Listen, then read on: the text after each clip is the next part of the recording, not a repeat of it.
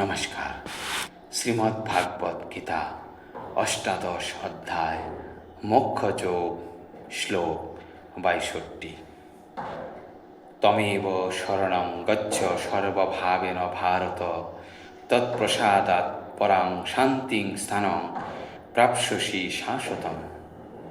তম অর্থাৎ তার, এব অর্থাৎ অবশ্যই, শরণম অর্থাৎ শরণ, গচ্ছ অর্থাৎ গ্রহণ কর, সর্বভাবেন অর্থাৎ সর্বতভাবে, ভারত হে ভারত, তৎপ্রসাদাৎ তার কৃপায়, পরাম অর্থাৎ পরা, শান্তিম অর্থাৎ শান্তি, স্থানম অর্থাৎ ধাম, প্রাপ্স্যসি অর্থাৎ প্রাপ্ত হবে, শাশ্বতম অর্থাৎ নিত্য।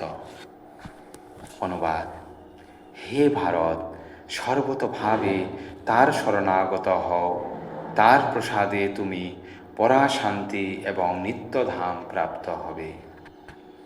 তাৎপর্য: তাই প্রতিটি জীবের কর্তব্য সকলের হৃদয়ে বিরাজমান পরমেশ্বর ভগবানের শরণাগত হওয়া এবং তার ফলে জীব জড়জগতের সমস্ত দুঃখ দুর্দশা থেকে নিষ্কৃতি লাভ করবে।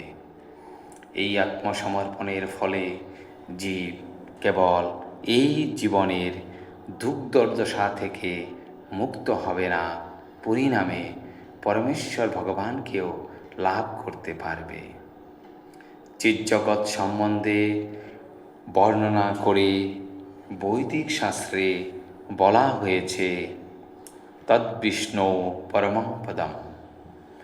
যেহেতু সমস্ত সৃষ্টি ভগবানের রাজ্য, তাই সব কিছুই প্রকৃতপক্ষে চিন্ময়।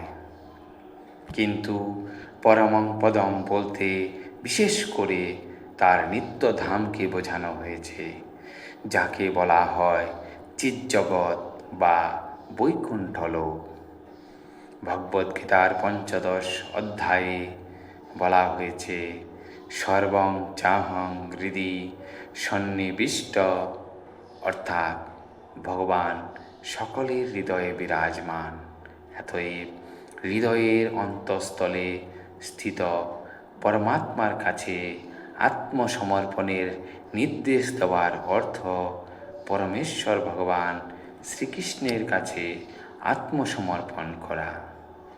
শ্রীকৃষ্ণকে অর্জুন ইতিমধ্যেই পরমেশ্বর বলে মেনে নিয়েছেন। তিনি ১০ম অধ্যায়ে তাকে পরম ব্রহ্ম, পরম ধাম বলে স্বীকার করেছেন।